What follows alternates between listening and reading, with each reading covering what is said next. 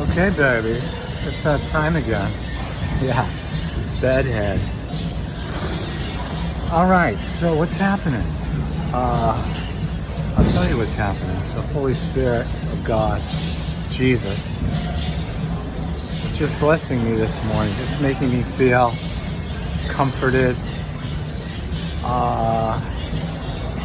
feeling at peace, loving the beautiful weather, being thankful for it, embracing the moment, knowing that I may not have anything but this moment. And just, yeah, baby.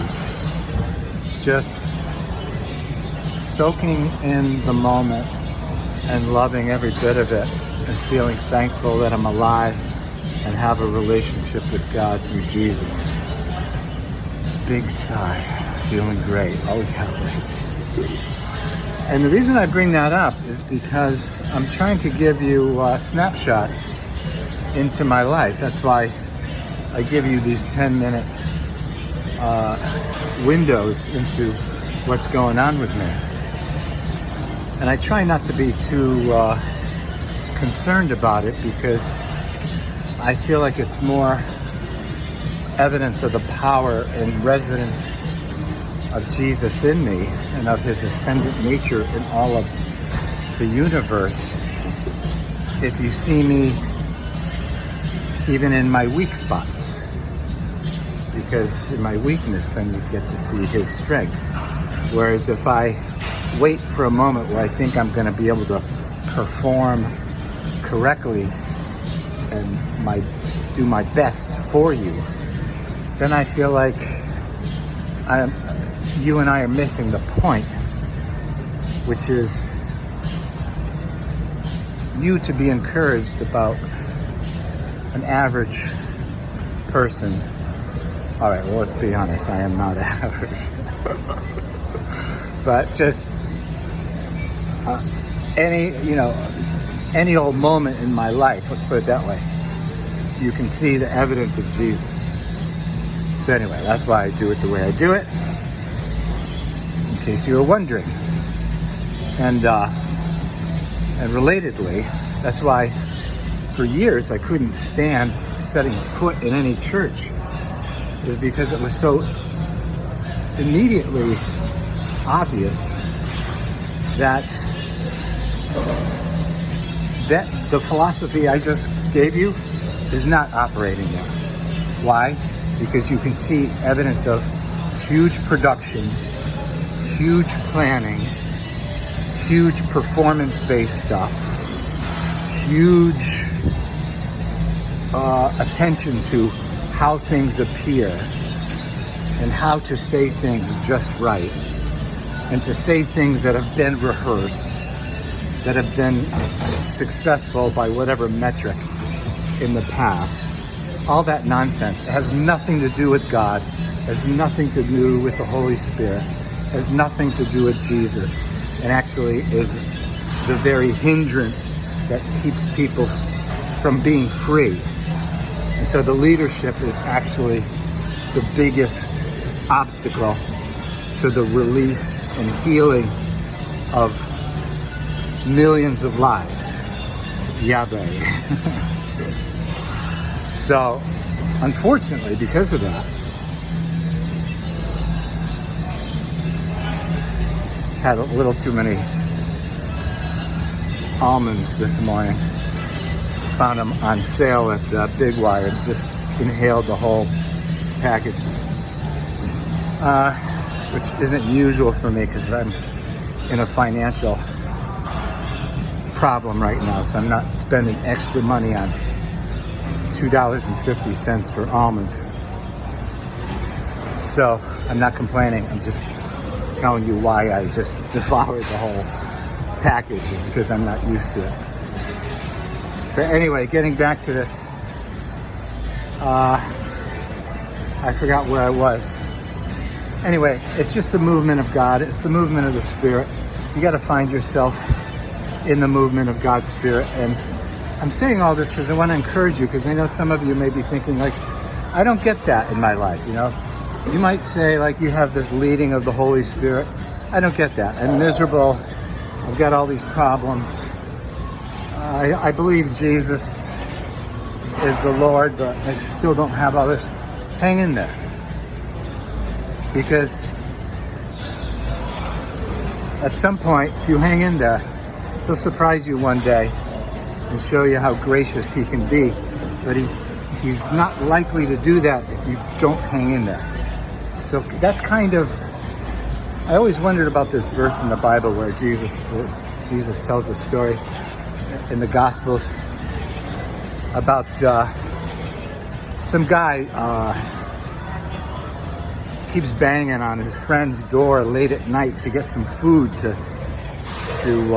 feed an unexpected visitor. And the only reason his friend finally opens up the door to give him what he wants is because he's persistent. And that always bothered me. I was just like, to me that seemed contradictory, not paradoxical, to other words in the Bible. But I think I'm kind of, it's kind of being reconciled for me in my head and in my spirit, in the sense that it's not God saying, be obnoxious and force yourself, but rather be persistent and don't give up. I think is kind of the message there. Not the best example I would have ever given, but maybe Jesus didn't do it, and maybe it was just a creation that somebody thought was similar to something Jesus had said. I don't know. But in any case, I'm just trying to encourage you to just hang in there. Because when you do, he's going to sneak up behind you, give you a big kiss. And he's going to give you peace. He's going to give you hope. He's going to give you evidence of his taking residence in you. And you're going to start feeling like you have that extra support and need that you've been wanting so long. And when that happens, you're going to be thankful, and the Spirit is going to tell you, encourage you to keep being thankful, because as long as you remain thankful, then that sort of is the seed, that is the soil that he can continue to plant in. And so then that's when you're going to start seeing behaviors of yours that have been in the way, like addictive behaviors. Those are going to start falling away because you don't want to displease God. You want to continue to be a place where he can reside fully. And you see those addictions as crutches and getting in the way of your intimate relationship that both you and God want to have together. So instead of focusing on, oh my God, how do I get rid of this addiction? Oh my God, it's been so long, I have no strength. By refocusing on being thankful, appreciative of who Jesus is, thanking him for his blood, his sacrifice, being thankful that he's given you every good gift and that you just need to believe for it and ask him, help my unbelief. You keep going on that track, baby, and you'll start seeing you'd much rather stay in union and in step with God than giving even one moment to those addictions that used to fill that void in your life, because there will be no void. So you don't want to put the cart before the horse. The horse is Jesus. The cart is the behavior. Focus on Jesus and the behavior will follow. So we never got to my Genesis story, where I'm at in the Bible. We're at the part where God says, don't eat of the tree of the knowledge of good and evil. And then the serpent says, oh no, don't believe that. He just doesn't want you to be as prescient and mindful as he is. So I'll talk more about that later. But all it really is, just so you know, It's just a story of the problem of temptation. And just like I'm saying, when you give into that temptation, then you give up on that opportunity to share in God's very mind. So, yeah. Satan had the right words, but he was putting in the wrong motive. So really what he should have been saying is, or I mean, if he was truthful and he was helpful, he would have said, you have the mind of God. Stay there. Don't give in to temptation. Because when you do, then you're going to start seeing temptation. The